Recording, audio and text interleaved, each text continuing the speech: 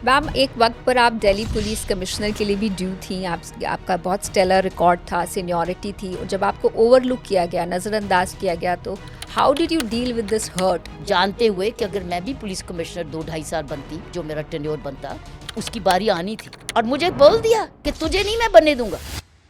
ये हालत थी जेल में। मैम, ये लोग कहते हैं कि ये एक आपके लिए पनिशमेंट पोस्टिंग की तरह आपको वहाँ भेजा गया। जरूर पनिशमेंट को कि तिहाड़ जेल में जाना नहीं चाहता था कि ये क्या हो गया, गलती हो गई। And it's a fact. One officer was overheard by saying we made a mistake by sending Kiran to the as IG prison. Prime minister's house में कई प्यादे थे, ये प्यादों ने तुरंत मुझे ट्रांसफर करा दिया और उस वक्त ट्रांसफर हुई जब मेरी सख्त जरूरत थी अपने आप को दिल्ली में रखने की, क्योंकि मेरी बेटी बीमार थी। उन दिनों का माहौल ऐसा नहीं था कि आप जिसको जो चाहिए, जिसका मेरिट बनता है उधर लगाए, माहौल नहीं था।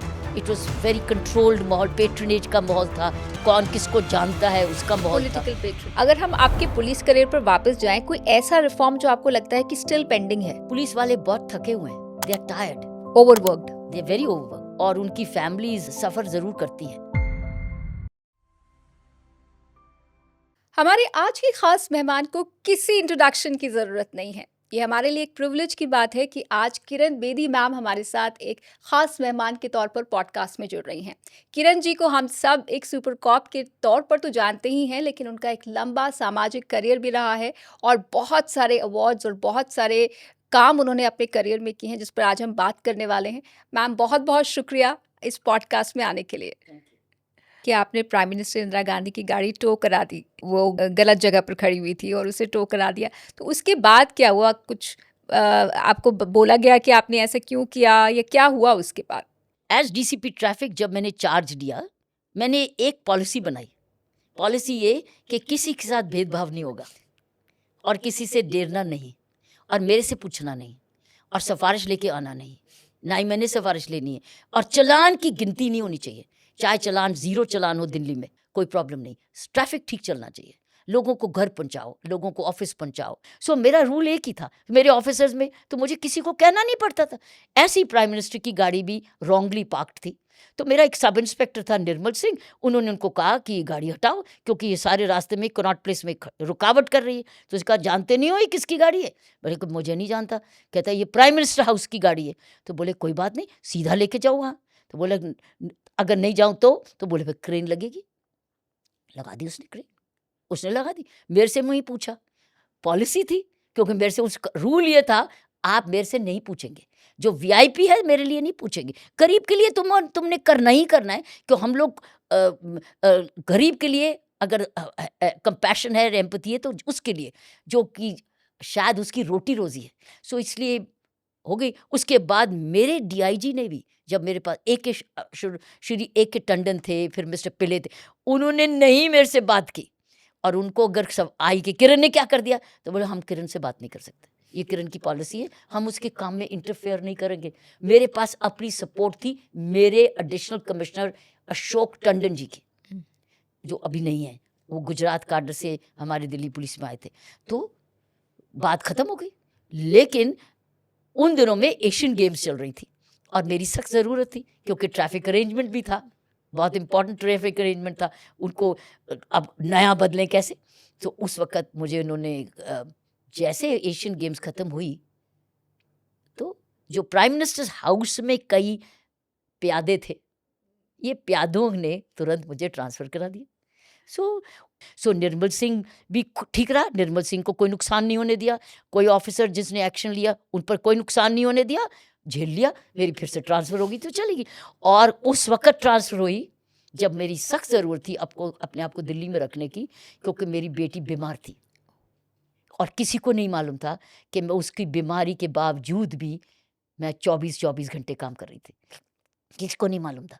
लेकिन मैंने पहली बारी जाके अर्ज़ी लगाई कि मेरी ट्रांसफ़र को, मैं इस वक़्त नहीं जा सकती बाहर, आप चाहे कहीं और भी ट्रांसफ़र कर दो, क्योंकि मेरी बेटी को सख्त ज़रूरत है मेरी दिल्ली। वो सिर्फ 3-4 साल की थी, 5 साल की थी, तो उस बीमार थी, उसमें किडनी प्रॉब्लम थी उसकी, और रेगुलरली डॉक्टर के पास मेरी माँ संभाल रही थी और मैं 24 घंटे काम करती थी। 24 घंटे मेरी माँ उसको मेडिकल केयर करती, और स्कूल में भी नहीं जा पा रही क्योंकि। सो ऐसे मैं इस वक़्त अपनी मदद अपनी माँ की मदद कर रही हूँ, मेरी इस वक्त ट्रांसफ़र नहीं बनती। मैंने आज तक किसी को बताया भी नहीं कि मेरी बेटी को मेरी सख्त ज़रूरत है।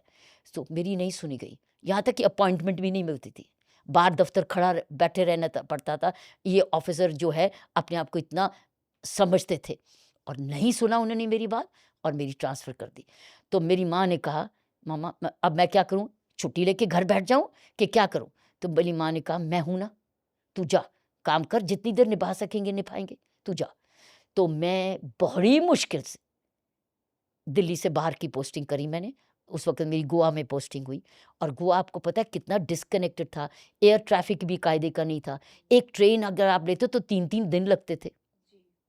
जैसे अब गोवा कनेक्टेड है, तब बहुत फ़र्क था। 3 दिन लगते थे, ट्रेन छोटी लाइन पे चलती थी वो ट्रेन, और फ्लाइट का तो मतलब ही नहीं, यहाँ होता तो वो मेरी सैलरी में आता ही ना। सो बट आपकी बेटी आपको बहुत मिस करती होगी उस वक़्त। मेरी माँ, बच्चा है ना, उसको क्या पता? जी। क्योंकि उसके पास सारा घर था, मेरे मम्मी थे, हुँ। मेरे डैडी थे, मेरी फैमिली थी, सारी सिस्टर्स थे। सो सारी फैमिली इकट्ठी थी ना, तो उसकी देखभाल कर रही थी। लेकिन फिर भी एक दिन ऐसा आया जब मेरी माँ ने कह दिया, बेटा अब मैं हाथ उठा रही हूँ, काफ़ी हो गया, वापस लौट जा, क्योंकि इसको हॉस्पिटलाइज़ेशन चाहिए। तब भी मैं आपको बताना चाहती हूँ, मैंने एप्लीकेशन डाली, गोवा से छुट्टी की। मेरे आईजी ने तो रिकमेंड करके भेज दी, और वो चिट्ठी लेके बैठ गए, मेरे सेक्रेटेरिएट वाले, एप्लीकेशन चिट्ठी लेके। मेरे से और बर्दाश्त नहीं हुआ, मैं किसी ना किसी तरीके से, क्योंकि मेरे आईजी को पता था और उन्होंने मेरी छुट्टी रिकमेंड करी हुई थी, मैं किसी तरीके से निकल आई। और जैसे मैंने लैंड किया एयरपोर्ट से, मैं सीधा उसको ऑल इंडिया इंस्टीट्यूट लेके गई, क्योंकि वो सूजी हुई थी, सारा उस वाटर रिटेन किया हुआ था, उसकी किडनीज वाटर फ्लश आउट नहीं कर रही थी, और वो बेटी बीमार थी। सो सीधा मैं ऑल इंडिया इंस्टीट्यूट एयरपोर्ट के टारमैक से ही लेके गई, वहाँ से एयरपोर्ट से ही ऑल इंडिया इंस्टीट्यूट। सो ये तरीके होते हैं, आपको बहुत कुछ झेलना पड़ता है सही काम करने के लिए, लेकिन अ, कुदरत की मदद होती रहती है, हिम्मत आती रहती है। कभी माँ मिल जाती है तो कभी कोई और हो जाता आजकल मैम नेटफ्लिक्स पर तिहाड़ जेल पर एक सीरीज़ चल रही है। है हाँ। और उसकी बहुत चर्चा हो रही है। आपने आईजी प्रेज़ेंस रहते हुए जो काम रिफ़ॉर्म का वहाँ पर शुरू किया, आपको लगता है कि आपके वहाँ से हटने के बाद क्या तिहाड़ जेल ने वो रिफ़ॉर्म्स को जारी रखा या फिर तिहाड़ जेल पीछे आ गई? आप वो नेटफ्लिक्स ब्लैक वारंट के बारे में बात जी, कर रहे जी, हैं, जी। और ब्लैक वारंट एक बुक भी है, जी, और ब्लैक वारंट एक नेटफ्लिक्स में सीरीज़ भी है, जी, बिल्कुल। और मैंने उसको देखा भी है। मैं उसकी रिलीज़ में गई थी, जी, और इसका श्रेय सारा एक व्यक्ति को जाता है, वो है सुनील गुप्ता। और सुनील गुप्ता मेरा डीएसपी था, डेप्यूटी सुपरिटेंडेंट लीगल था। वो एक ही व्यक्ति था जब मैं आईजी प्रेज़ेंट बन के आई, जिस पर मैं विश्वास कर सकती थी। उसके बाद एक और व्यक्ति आया, जयदेव सारंगी, जो मेरा डीआईजी बन के आया। अब मैं देखो उनका नाम ले रही हूँ, जो कि नाम लेने लायक है। सुनील गुप्ता, जयदेव सारंगी, केआर किशोर द्विवेदी, तरसेम लाल और केआर मीना, इनकी वजह से हम लोगों ने तिहाड़ को संभाला। लेकिन आपको पता है, आश्चर्य होगा, मुझे नहीं मालूम था कि सुनील गुप्ता मेरे से पहले जब ये काम कर रहा था, क्या सफ़र कर रहा था। ये डॉक्यूमेंट्री में आपको पहली बारी मिला है। मैंने भी पहली बारी जब ब्लैक वारंट फ़िल्म देखी, हुँ। तब मैंने हैरान हुई, अरे सुनील, तो ये हालत थी जेल में जब मैं पहले आई। मैं वेट थोड़ी कर रही थी कि क्या हो रहा था, पहले बताओ जी, मज़ा आया करते। राइट, मैं राइट। व्हाइट पेपर कराती हूँ, इंक्वायरियाँ करवाती हूँ, कहूँगी इसकी रिपोर्ट लिखो, मुझे पर टाइम नहीं है, मुझे तो इमीडिएट से सुधारना है ना। हुँ। सुनील गुप्ता ने नहीं बताया मुझे कि मैडम आपके आने से पहले ये हाल था। आपको पता है मेरे से मुझे कैसे पता चलता था हाथ पहले कैसा था?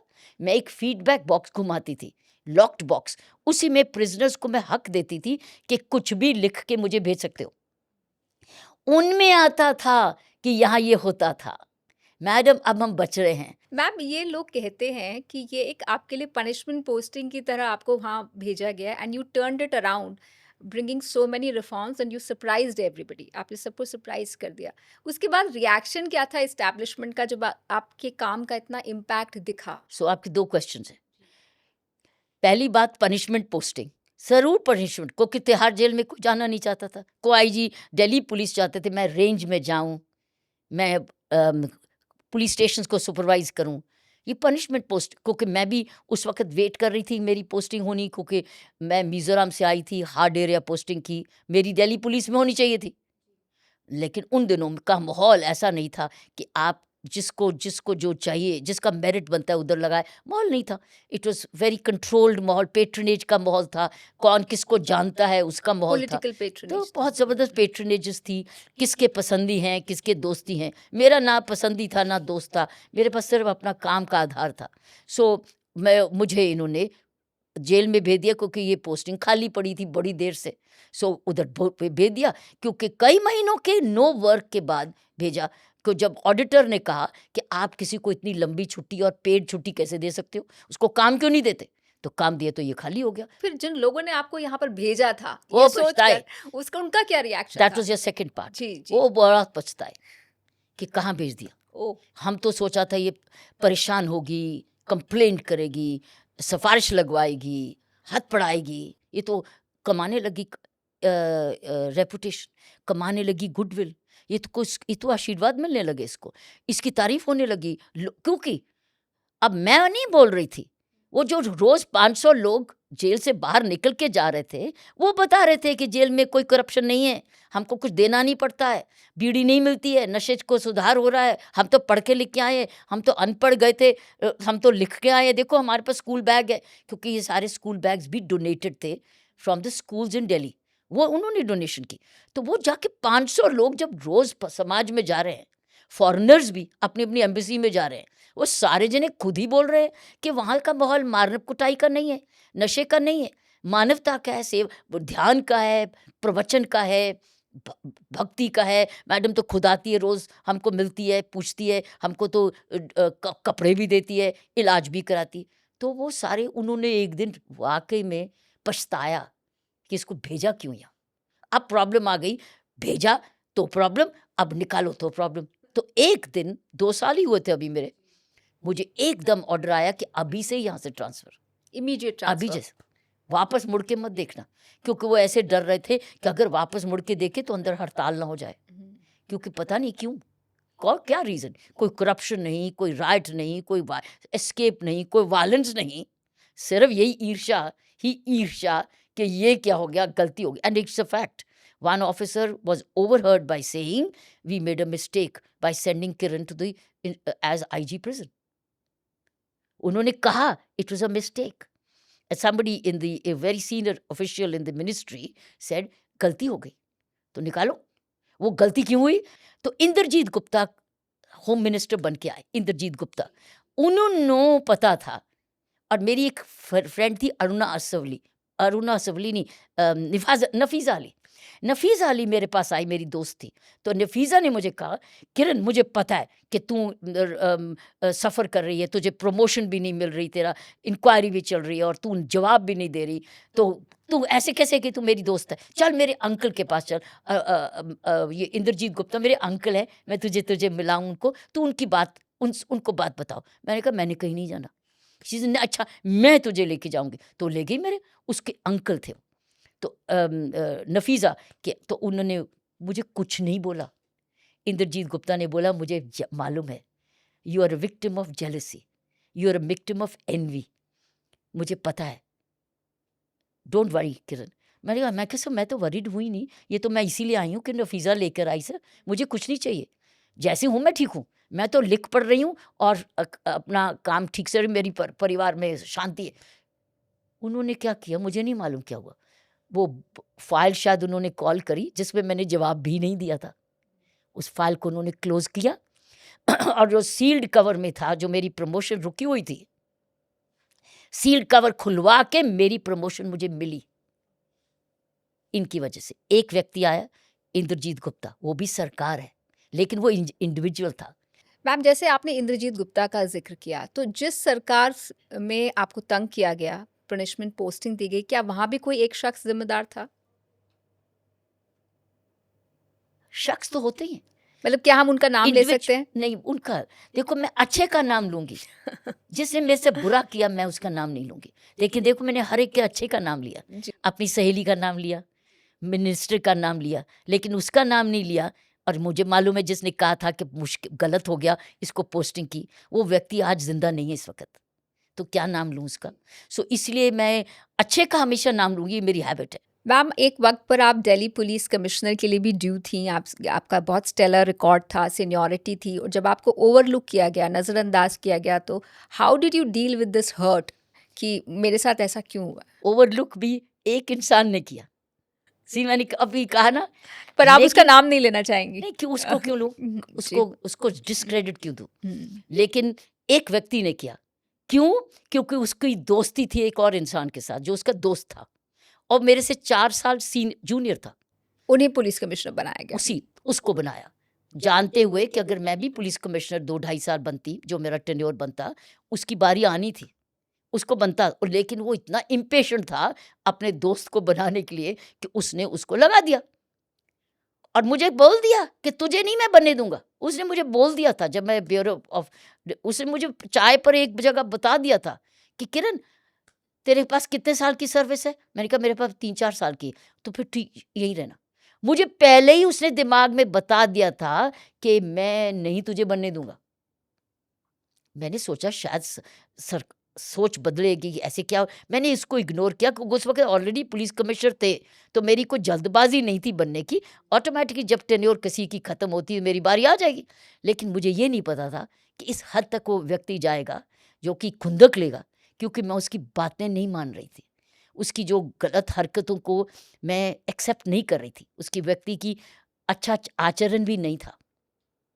सो आचरण की भी बात थी और उसकी मनमर्जी की भी बात थी। तो उसने ऐसा माहौल बनाया जिसने अपने दोस्त को लगा दिया। और आपको पता है वो न्यूज़ जो है रात को दूरदर्शन पे आई थी। वो दिन में नहीं न्यूज़ आई कि किरण बेदी ओवरलुक्ड। ओह। और रात को 10 बजे मैं बेड पे बैठी थी, सडनली देखा दूरदर्शन पे, उन दोनों मेन दूरदर्शन ही था, जी, जी। तो दूरदर्शन पे न्यूज़ आई। तो मैंने अपने फैमिली को बोला कि मेरे 2.5-3 साल बड़े कीमती ज़िंदगी के हैं।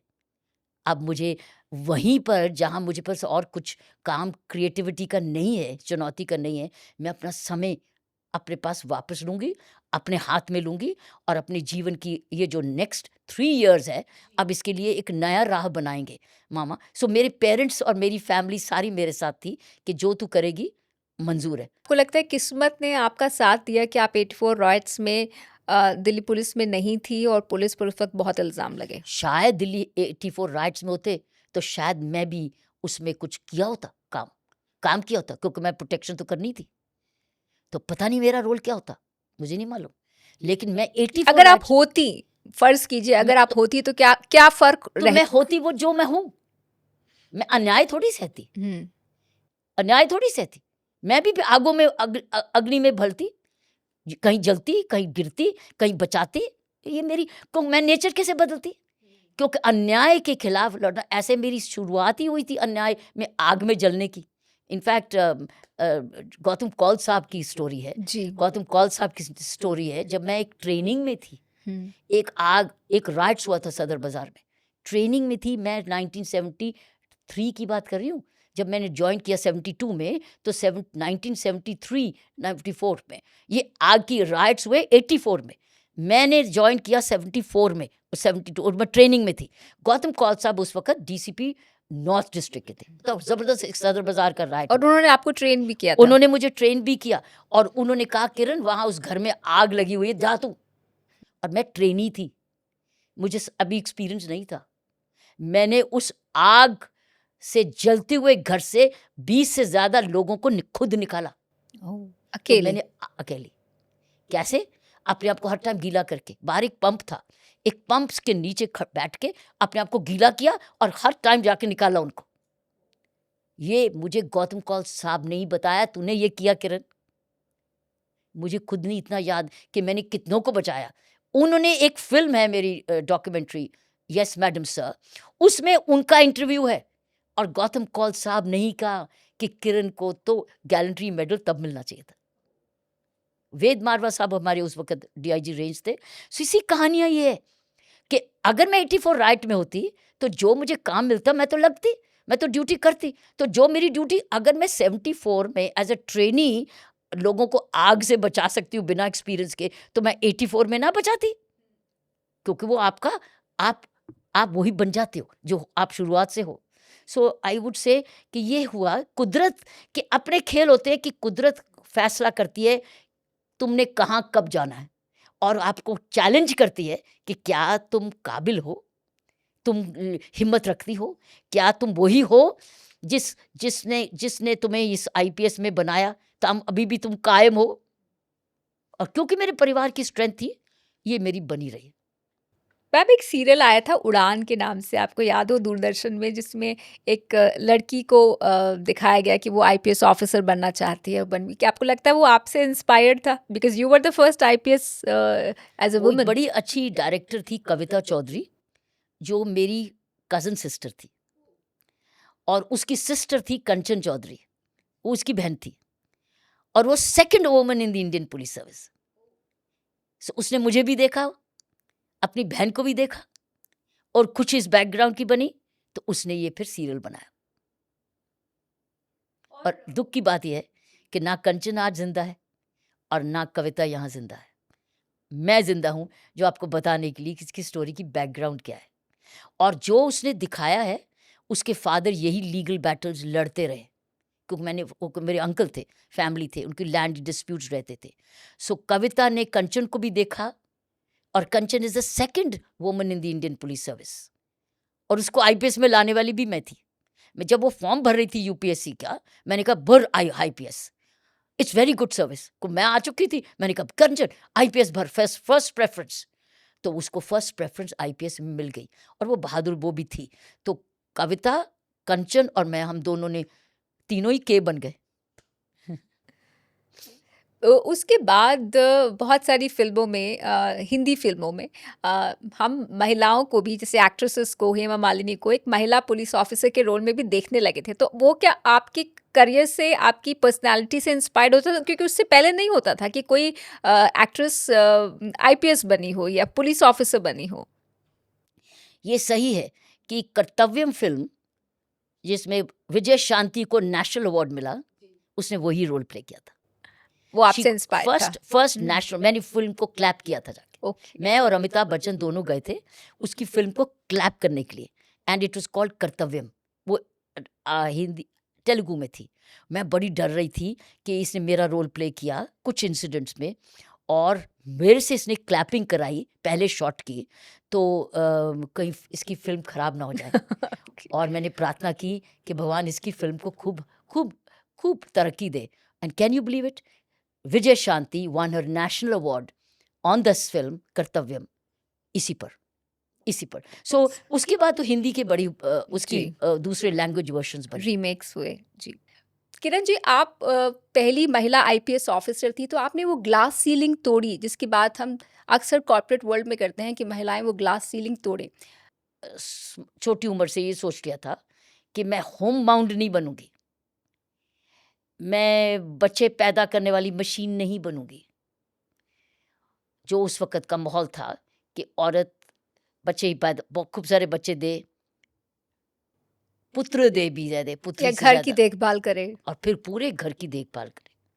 मैंने सोच लिया था घर तो होगा, घर तो है, घर तो है, माँ पेरेंट्स बाप का का घर क्या है, है। पेरेंट्स, मेरा घर तो है, मेरे पास घर है, मेरे पास सब कुछ है, लेकिन मुझे अपना जीवन कैसे जीना है? उस तरीके से जीना है जिसमें माहौल समाज में देख रहे थे कि दूसरे घर जाए, माइग्रेंट बन जाए और पुत्र पैदा करे। सिट, मुझे ये एक पसंद नहीं था। तो छोटी उम्र से ये रिजेक्शन आ गई थी। तो वाई ये नहीं, ना वाई वेयर, ये नहीं तो किधर? किधर मीन्स अपने पर, अपने पाँव पर खड़े होना, अपनी सेल्फ रिलायंस करना, अपने आप को कैपेबल बनाना, कमाना, काम करना। बिजनेस नहीं था दिमाग में, बिजनेस नहीं था, क्योंकि बिजनेस की बात ही नहीं होती थी घर में, पैसे की बात नहीं होती थी। एक सेवा भाव थे घर में, सिर्फ सेवा भाव था। जब लार्जर गुड की बात करते हैं, तो आपने पॉलिटिक्स में भी हाथ आजमाने की कोशिश की, हालांकि वो ज़्यादा लंबा नहीं रहा। आप अरविंद केजरीवाल के साथ भी रहीं, उन्हें नज़दीक से देखा। उसके बाद आप लोगों के रास्ते अलग हो गए, अरविंद केजरीवाल सीएम बने। How did he do as a CM? अगर हम एक पॉलिटिकल ऑब्जर्वर की तरह, एक सोशल ऑब्जर्वर की तरह कहें, आपकी क्या राय? Politics was not my choice. Politics नहीं, fighting an election was not my choice. मुझे रिक्वेस्ट की गई थी कि उस वक्त तुम ही इस व्यक्ति को जानते हो, तो तुमको दिल्ली पसंद है, दिल्ली तुझे पसंद भी करती है, तुम दिल्ली को जानते भी हो और दिल्ली में तुम्हारी गुडविल भी है, तुम लड़ो.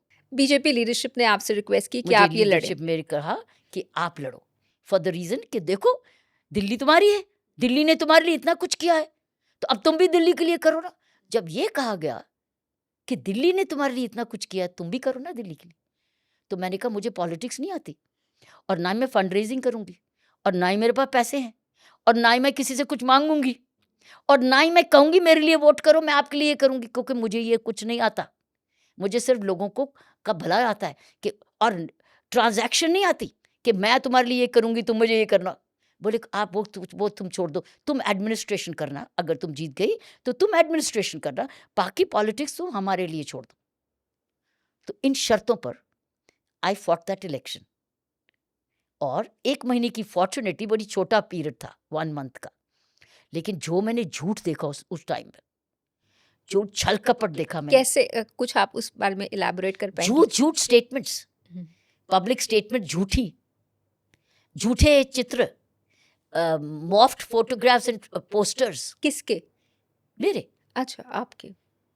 by your opponents या हाँ, by by the some- opponents, by the by the opponents. opponents.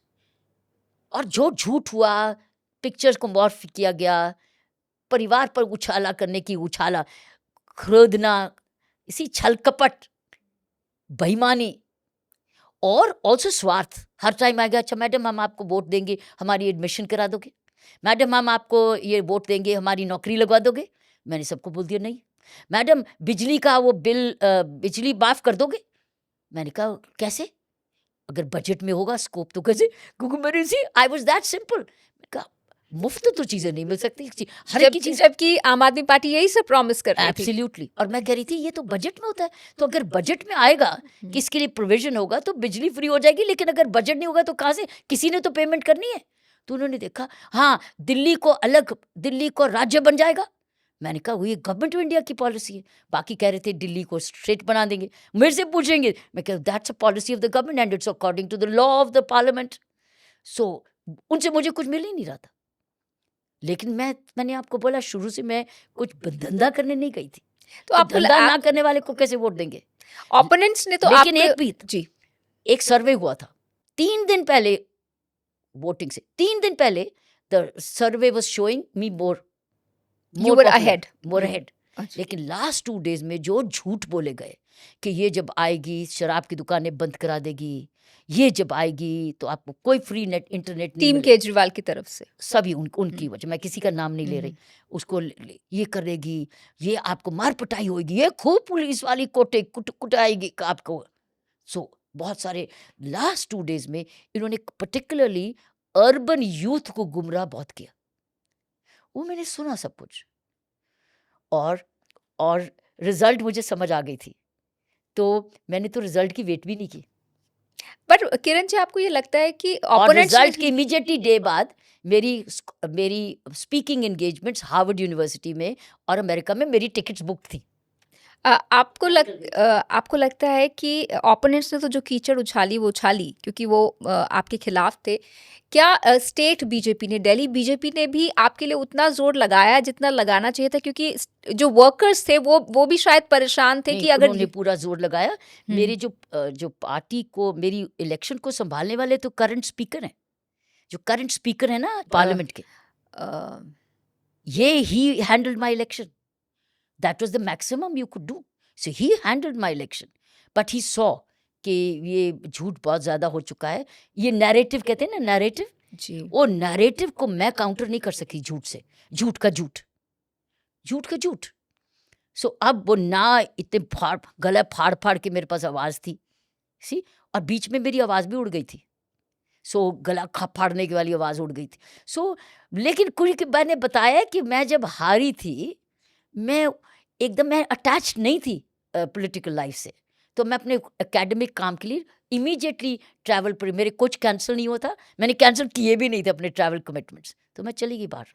As a social and political observer आपको क्या लगता है कि दिल्ली में 10 साल अरविंद केजरीवाल सीएम रहे, आप उनके काम को कैसे देखती हैं? जिस अपेक्षा से वो आए थे, बहुत बहुत गिर गए। जिस जिस एंटिसिपेशन से, एक्सपेक्टेशन से वो आए थे और कमिटमेंट से आए थे, उसको उन्होंने मैच नहीं करा पाए, जिसके लिए लोगों ने देख लिया कि धोखा हो गया। सो आई थिंक दे सॉ कि मिसट्रस्ट हुआ, ब्रीच ऑफ ट्रस्ट हुआ। जैसे कि clear evidences of his house, किस तरीके से पब्लिक मनी को बहाया, किस तरीके से एडवर्टिजमेंट्स में पब्लिक मनी को बहाया। सो पब्लिक को सीइंग कि पब्लिक मनी को ऐसे बहाते, रोज हर चीज में, हर जगह उसकी कॉस्ट है। और घर, पहले तो कहते थे छोटा घर में काफी है, जोड़ी घर, सब कुछ। So I think public saw through the game. आप एलजी भी रही पुडुचेरी की, अ, वो भी एक दिल्ली की तरह ही रीजन है। पुडुचेरी में आपके टेन्योर की हाईलाइट क्या रही और दिल्ली उससे क्या सीख ले सकती है? पुडुचेरी में भी जैसे त्योहार में एक मॉडल बना था, पुडुचेरी में भी मॉडल छोड़ के आई थी कि अच्छा प्रशासन कैसे होता है, ईमानदारी का प्रशासन पर कैसे। वहाँ भी सरकार के साथ आपकी खींचतान चलती रहती थी। वो करप्शन की वर्ड थी, क्योंकि वहाँ आदत थी करप्शन की, जबरदस्त आदत थी, जबरदस्त आदत थी। इनफैक्ट जब मुझे पोस्ट किया गया था, मुझे यही कहा गया था कि वहाँ पैसे का ध्यान रखना। अगर हम आपके पुलिस करियर पर वापस जाएं, कोई ऐसा रिफॉर्म जो आपको लगता है कि स्टिल पेंडिंग है? पुलिस वाले बहुत थके हुए हैं, they are tired, overworked. They are very overworked. और उनकी फैमिलीज सफ़र ज़रूर करती हैं, साइलेंटली सफ़र करती हैं। उनकी फैमिलीज कई तो बच जाती हैं, कई इग्नोर हो जाती हैं। So I think that kind of shift system, जहाँ 8 आवर्स या 10 आवर ड्यूटी एश्योर्ड हो, और आपको पता हो कि आप के बाद वीक के बाद आपको रेस्ट भी मिलेगी, और आप घर भी, कोई एसएचओ आपको पता है घर नहीं जा सकता, कोई एसएचओ घर नहीं जा सकता बिना इजाज़त के। सो महीने महीने नहीं जाता वो, चाहे घर कहीं भी हो। दैट मीन्स चोरी करके जाता है क्या? कैसे जाता है? कैसे रह सकता है? उसकी फैमिली कैसे जुड़ सकती है? So it's a very compressing work. Delhi police इतना हैवी, इतना इम्पॉर्टेंट काम, इतना चैलेंजिंग वर्क, राजधानी को ऐसे फ्री रखना of crimes and terrorism etcetera is no joke. और आज साइबर क्राइम इतना ज़्यादा बढ़ गया है। सो मैं समझती हूँ कि इस बड़ी चुनौतियों का फैसला कर, और इतनी हैवी पॉपुलेशन, इतनी ज़बरदस्त ट्रैफिक मैनेजमेंट, जहाँ गाड़ियाँ और बिल्डिंग कंस्ट्रक्शन हो ही जा रही है, वाटर की शॉर्टेज हो ही जा रही है, सारी सिविक शॉर्टेजेस भी एंड सिविक चैलेंजेस भी, बहुत क्रेडिटेबल वर्क कर रही है। और मैं ये कहूँगी कि लेकिन पुलिस वालों को भी राहत एट देयर चाहिए। Cost, it is at the cost of their health, it's at the cost of their family. तो अपनी हेल्थ पर भी ध्यान नहीं दे पाते, फैमिली को तो अटेंड कर ही नहीं पाते, क्योंकि उनको रेस्ट नहीं है, उनको रिलैक्सेशन नहीं है, उनको अनवाइंडिंग नहीं है, पर्टिकुलरली दोज जो कि 24/7 के काम में करें। दूसरे हैं जिनका 8 आवर्स जॉब है, जैसे पुलिस कंट्रोल रूम होगा, या स्पेशल ब्रांच में होगा शायद, या ट्रेनिंग में होगा, तो वहाँ तो राहत है। लेकिन अगर आप क्राइम कंट्रोल पर जाओ, जो कि which is the primary thing, उसमें अगर कोई एसएचओ पोस्ट हो गया है, तो उसको फिर अपना सब कुछ भूल के करना पड़ेगा। That means you need a little Respite. नहीं, लिटिल शिफ्ट सिस्टम, Shift. जिसमें फिर आप वो जाए तो उसको छेड़ो मत। And also separation of investigation from law and order. वही ऑफिसर लॉ एंड ऑर्डर भी कर रहा है, वही ऑफिसर इन्वेस्टिगेशन भी कर रहा है, वही ऑफिसर कचहरियों में भी जाके अदालतों में ही चक्कर ला काट रहा है, वही आदमी रिलीफ, विक्टिम रिलीफ भी दे रहा है। सो मैं समझती हूँ एक ही आदमी कितनी जगह पिसेगा। So we have not separate. इसके लिए क्यों क्यों क्यों क्या चाहिए? More manpower, more manpower, more police station. ना आपके पास जगह और बची है, ना आपके पास बजट इतना ज़्यादा है, तो कैसे करोगे आप? सो इसीलिए जो पोस्ट हो गया एसएचओ, वो तो यहाँ तो बहुत खुश है कि मैं एसएचओ हूँ। I think this brings to my next question about work life balance. आजकल की, चाहे हम पुलिस को अलग भी रख दें, वर्क लाइफ बैलेंस की बहुत ज़रूरत है। बहुत सारे लोग बहुत ओवरवर्क भी हैं अपनी कॉर्पोरेट लाइफ में। वर्क लाइफ बैलेंस को कैसे इंश्योर किया जा सकता है आपकी राय? बड़ा रेयर होता है, और ऐसे केसेस मैंने देखे हैं कि जहाँ women have succeeded because their sasural became the mayka. I am one of those. Look at that. So therefore, you are probably an exception. But if you do a survey, then it is very tough. You have to manage them. That's a balance. How do you work-life balance them? Unki health issues, unki care. So I would say that I wish that हर एक का आ- आदमी को तो मायका मिल गया, पिया का मिल गया, आदमी का मिल गया, अपना घर है, वो तो अपने घर में ही है. लेकिन घर से हट के कौन जाता है? औरत। जिसको बैलेंस जाना है, जिसको बैलेंस करना है, वो है औरत. और अगर उसको ससुराल मिल गया जो मायका बन गया तो कामयाब हो गया. लेकिन अगर उसको ससुराल मिला और उसको मायका वो नहीं बना, उसको तो मायका चाहिए था जहाँ माँ उसको भेजे काम पे. माँ कहे मैंने तुझे लायक बनाया था, तू जा काम कर, छोड़ना मत. और अगर मदर बन गई तो फिर उसका बच्चा कौन संभालेगा?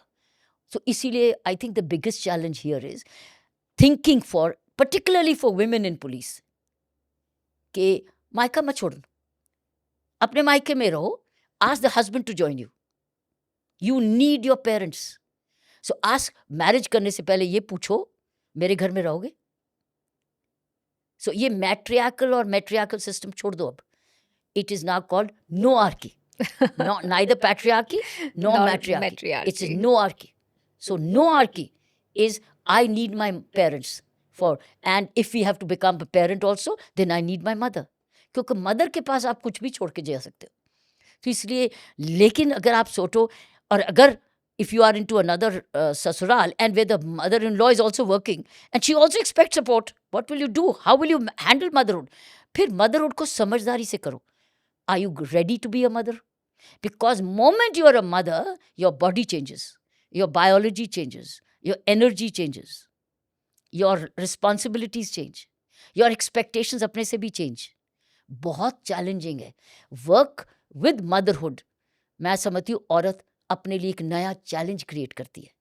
उसकी जॉय अलग है, शादी का जॉय अलग है, मदर का चैलेंज अलग है, फैमिली का चैलेंज. लेकिन जो उसको उसका इफेक्ट, अगर वो बैलेंसिंग फैमिली सपोर्ट नहीं मिलती, सबसे बड़ी चुनौती उसका काम नहीं है, उसकी फैमिली मैनेजमेंट है. और अगर फैमिली मैनेजमेंट में फैमिली मैनेजर नहीं है, which is her mother, then she will, you know what she'll look for? कि मुझे ऐसा जॉब मिल जाए जो मुझे घर पहुंचा दे शाम को 5 बजे. तो पुलिसिंग में तो ऐसा कोई काम होता नहीं. होता क्या है, अगर मान लो ऐसे ऐसे ढूंढती रहती है, उसको कहीं इधर से हेल्प चाहिए, कहीं उधर से हेल्प चाहिए, कहीं इधर से सिफारिश चाहिए, to somehow manage a non field posting. और फिर वो दफ्तरी बन जाती बेचारी, तो फिर वो नाम नहीं कमाती, फिर वो काम करती है, फिर वो नौकरी कर पाती है. लेकिन वो जो IPS ऑफिसर से एक्सपेक्टेशन होती है लीडरशिप की, वो लीडरशिप में उभरना वो बहुत मुश्किल हो जाता है. सो इसलिए उसके लिए उसको हेलीपैड, जो माँ का हेलीपैड है ना, मायके का हेलीपैड, वो 100% चाहिए. सो इसलिए इसमें मायके और ससुराल की बात नहीं है for this kind of woman. It's a home and her own home, जिसमें से वो माइग्रेट आउट ना करे. 2 होम्स रखे, तेरा घर भी मेरा घर भी, तुम भी आ जाना मैं भी आ जाऊंगी, लेकिन हम लोग, मेरा घर जो है, मुझे अपनी माँ की सपोर्ट चाहिए. और अगर माँ भी तैयार है, it's very important that parents are also willing. But I think this is the biggest challenge for particularly in India. Foreign countries में क्या होता है, दोनों जने निकल जाते हैं, अपना घर बनाते हैं, सपोर्ट करते हैं सिस्टम्स के, डिसाइड कर लेते हैं. इधर अपना घर नहीं बनाते. कोई ना कोई फैमिली चाहती है वो मेरे पास रहे, लड़का मेरे पास रहे और लड़की चली जाए. लेकिन लड़की अगर काम कर रही, तो ऐसा काम कर रही, तो हमारा कल्चर और वेस्टर्न कल्चर में बड़ा फर्क है. सो इंडियन कल्चर में a working woman of my kind of work needs a मायका, needs a maternal home to continue to support her. आज मैं जो भी हूँ, मैं फैमिली की सपोर्ट की वजह से हूँ. और अगर मेरा मायका, मेरी मदर, मेरा हेलीपैड नहीं होती, तो मैं हर चुनौती का सामना इस प्रकार नहीं, क्योंकि मेरी सबसे बड़ी चुनौती हेल्थ ही आई है. बेटी की हेल्थ आई, मेरे फादर की health I. It came repeatedly and it was not easy to handle it. It was because of the rock support of my mother and my family. So I think it's important कि जब आपने ये balance का पूछा है, ये बहुत, that is a new way of looking at Indian culture.